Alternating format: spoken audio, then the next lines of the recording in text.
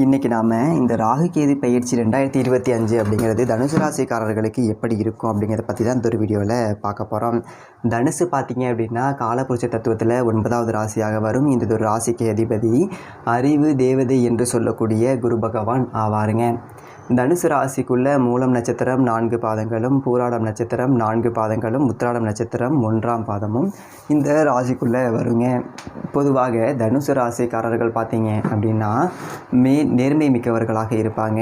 தாராள குணம் என்பது கொண்டவர்கள் தனுசு ராசிக்காரர்களாக இருப்பாங்க. அதே போல் இந்த இரக்கம் அப்படிங்கிறது தனுசு ராசிக்காரர்களுக்கு எப்போதுமே இருந்துக்கிட்டே இருக்குங்க. அதே போல் கல்வி தேர்வுகளில் சிறந்து விளங்கக்கூடியவர்கள் தனுசு ராசிக்காரர்களாக இருப்பாங்க. பட்டங்கள் பெற்றவர்கள் தனுசு ராசிக்காரர்களாக இருப்பாங்க. அதே போல் செல்வந்தர்கள், அதாவது வாழ்க்கையில் ஒரு பிற்பகுதியில் அதிக செல்வ செழிப்பு உடையவர்கள் பார்த்திங்க அப்படின்னா தனுசு ராசிக்காரர்களாக இருப்பாங்க. அதே போல் மற்றவர்கள் வாழ இவர்கள் பார்த்திங்க அப்படின்னா என்றைக்குமே உறுதுணையாக இருக்கக்கூடியவர்கள். அதே போல் மற்றவர்களை கெடுத்து ஒரு நாளும் வாழ மாட்டார்கள் தனுசு ராசிக்காரர்கள். அதே போல் ஆன்மீக நாட்டம் என்பது அதிகம் கொண்டவர்கள். பெரியோர்களை அதிகம், தன்னை விட மூத்த வயதில் உடையவர்களை அதிகம் மதிக்கக்கூடியவர்கள் பார்த்திங்க அப்படின்னா தனுசு ராசிக்காரர்களாக இருப்பாங்க. இன்னொரு முக்கியமான விஷயம், தனிப்பட்ட முறையில் ஜாதகம் பார்க்க இந்த வாரத்துக்கான அப்பாயின்மெண்ட் ஃபிக்ஸ் பண்ண சொல்லி நிறைய பேர் கேட்டிருந்தீங்க. இப்போது ரூபாய் 299 ரூபாய்க்கு தெளிவாகவும் விளக்கமாகவும் ஜாதகம் பார்த்து தரவங்க. தாழ்மையான வேண்டுகோள், இந்த நம்பருக்கு ஃபோன் கால் அல்லது வாட்ஸ்அப்பில் கூட நீங்கள் கேட்டு அவங்களுடைய அப்பாயின்மெண்ட் அப்படிங்கிறத ஃபிக்ஸ் பண்ணிக்கலாம். உங்களுக்கு தேவையான அனைத்து டீட்டெயிலுமே நம்ம டீமில் இருக்கிறவங்க கொடுத்துருவாங்க. அப்பாயின்மெண்ட் டேட் மற்றும் டைம் ஃபிக்ஸ் பண்ணதற்கு பிறகு அந்த நேரத்தில் நான் உங்களுக்கு ஃபோன் கால் பண்ணி ஜாதகம் பார்த்து பலன்கள்ங்கிறது சொல்லிவிடுவேங்க. ஜஸ்ட்டு நீங்கள் வாட்ஸ்அப் அல்லது ஃபோன் காலில் உங்களுக்கான டவுட் அப்படிங்கிறத கிளியர் பண்ணிக்கலாம். சரிங்களா? உங்களுக்கான அப்பாயின்மெண்ட் டேட் மற்றும் டைமை ஃபிக்ஸ் பண்ணிக்கலாம். அப்புறம் நிறைய பேர் கேட்குறாங்க எவ்வளோ நேரம் ஆகும்னு சொல்லிட்டு. ஃபஸ்ட்டு நம்ம உங்களுடைய ஜாதக கட்டத்தை பார்த்துட்டு ஜனனகால பலன்கள் அப்படிங்கிறத சொல்லிவிடுவோம். அதாவது இந்த ஜாதகக்காரங்களுடைய வாழ்க்கை எப்படி இருக்கும், கேரக்டர் எப்படி இருக்கும் அப்படிங்கிறத சொல்லிவிடுவோம். அதுக்கப்புறம் கோட்சாரத்தின் அடிப்படையில் கடைசி ஒரு 2.5 வருஷம் எப்படி இருந்துச்சு, எதிர்காலம் வரக்கூடிய 2.5 வருஷம் அதெல்லாம் எப்படி இருக்கும் அப்படிங்கிறதெல்லாம் பார்த்துடலாம். அட் லாஸ்ட் பர்டிகுலராக இந்த டைமில் என்னென்ன நடக்கும், இந்த டைமில் என்னென்ன நடந்துச்சு அப்படிங்கிறதெல்லாம் பார்த்துட்டு உங்களுக்கான தெளிவான விளக்கமான பலன்கள் அப்படிங்கிறத சொல்லிடுவாங்க. இதை தாண்டி உங்களுக்கு ஏதாவது சந்தேகம் இருந்துச்சு அப்படின்னா கூட நீங்கள் கேட்டுக்கலாம். ஒவ்வொரு ஜாதகத்துக்குமே 30 நிமிஷம் வரைக்கும் நம்ம எடுத்துப்போம். தெளிவாகவும் விளக்கமாகவும் பொறுமையாகவும் உங்களுக்கு நாங்கள் சொல்லிடுவோங்க.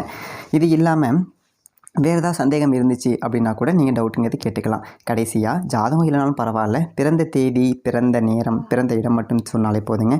நாங்கள் உங்களுக்கு ஜாதகம் பார்த்து பலன்கள் அப்படிங்கிறது சொல்லிவிடுவாங்க.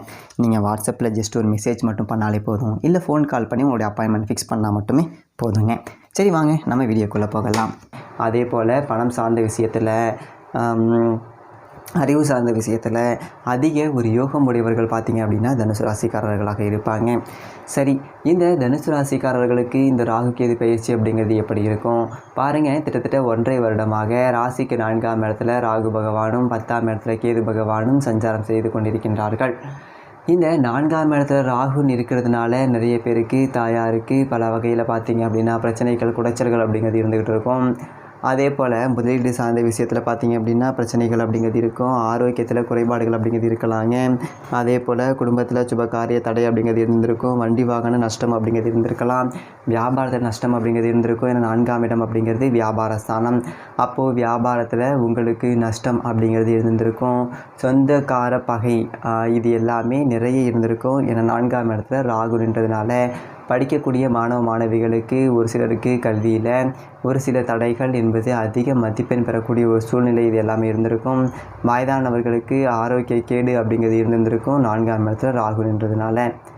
அப்போது இந்த ராகு பகவான் 4ஆம் இடத்துல சஞ்சாரம் செய்வதனால பார்த்திங்க அப்படின்னா தனுசு ராசிக்காரர்களுக்கு முக்கியமாக வியாபாரம், சொந்த தொழிலில் ஒரு வளர்ச்சி இல்லாத ஒரு நிலை அப்படிங்கிறத பார்த்துருந்துருப்பீங்க.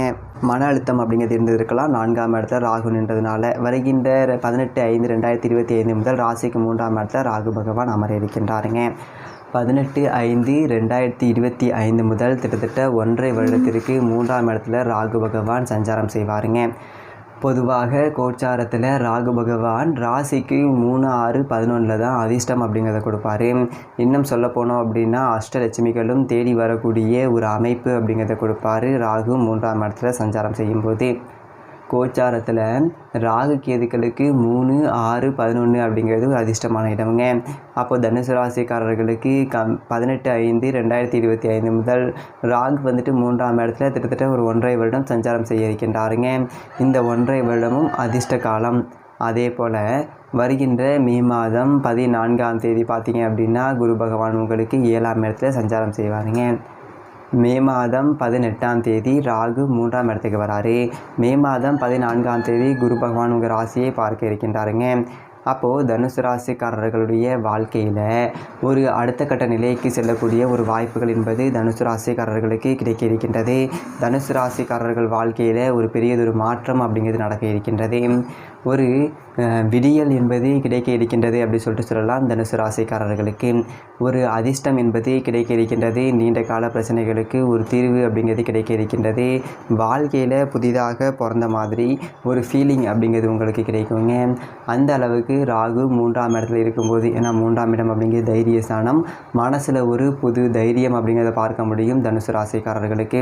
இதுக்கு முன்னால் இது போன்ற ஒரு தைரியத்தை நீங்கள் பார்த்துருக்க முடியாது.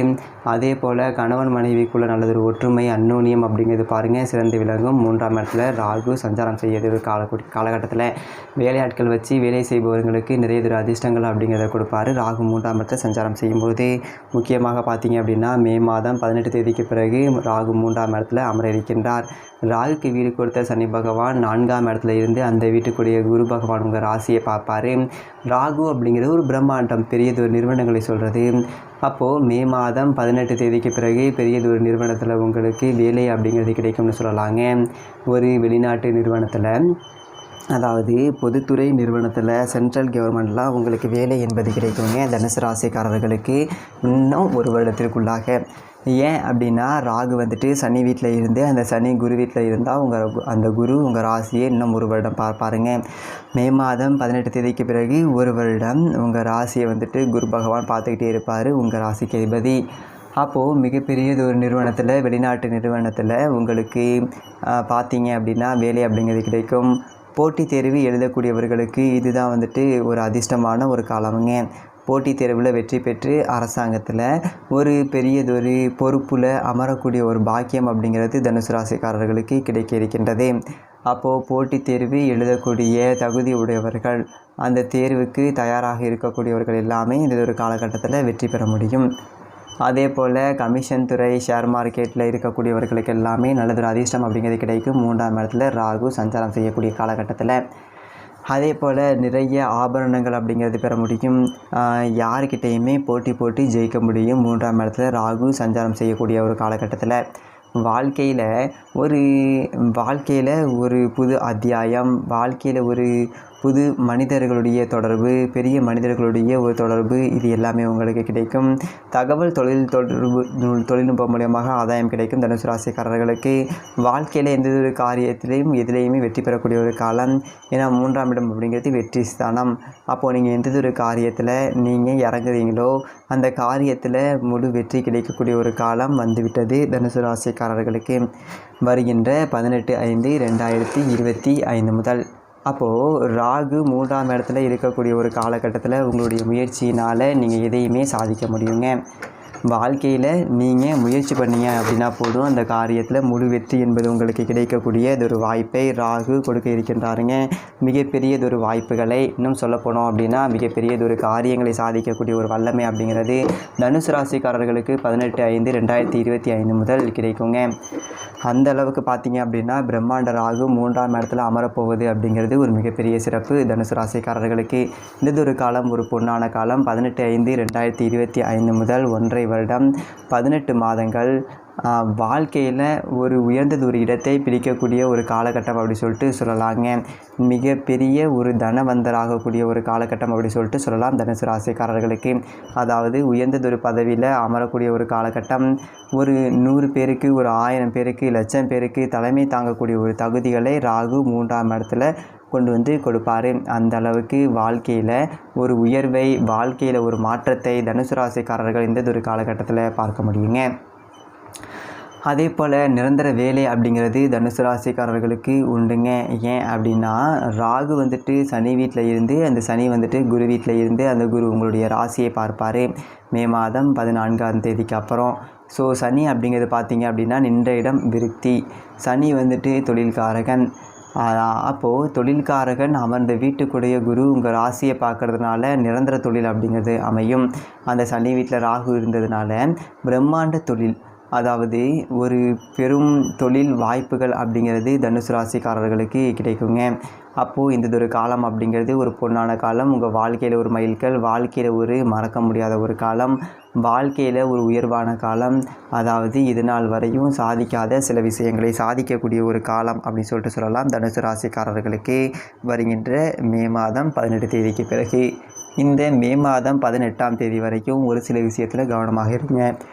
ஏன்னா 2ஆம் அதிபதி 3ஆம் அதிபதி தனுசு ராசிக்காரர்களுக்கு சனி பகவான். அப்போது 2க்கும் 3க்கும் அதிபதியாக உள்ள சனி பகவான் ராகுவை நோக்கி பயணிக்கிறாருங்க.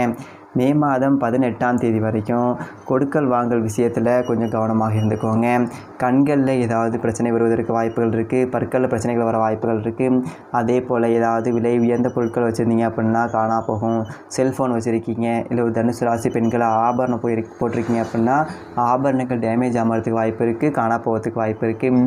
மனசில் தைரியம் அப்படிங்கிறது குறைவு ஏற்பட வாய்ப்புகள் இருக்குது. மே மாதம் 18ஆம் தேதி வரைக்கும் தான். கணவன் மனைவிக்குள்ள வீண் விவாதங்கள் அப்படிங்கிறத தவிர்க்கலாங்க. முக்கியமாக மே மாதம் 18ஆம் தேதி வரைக்கும் பேச்சை குறைக்கணும் தனுசு ராசிக்காரர்கள். அதே போல் முக்கியமாக பார்த்திங்க அப்படின்னா புது நபர்களை நம்பக்கூடாது, வார்த்தைகளை விடக்கூடாது மே மாதம் 18ஆம் தேதி வரை. ஸோ கொஞ்சம் சேஃபாக இருங்க, அவ்வளோதான். மற்றபடி மே மாதம் 18ஆம் தேதிக்கு பிறகு தனுசு ராசிக்காரர்களுக்கு மிகப்பெரிய யோகம் அப்படிங்கிறது காத்துட்ருக்கு. இந்த வீடியோ பற்றின கருத்துக்களை கீழே கமெண்ட் செக்ஷனில் சொல்லுங்கள். இதே மாதிரி நல்ல வீடியோவில் பார்ப்போம். நன்றி, வணக்கம்.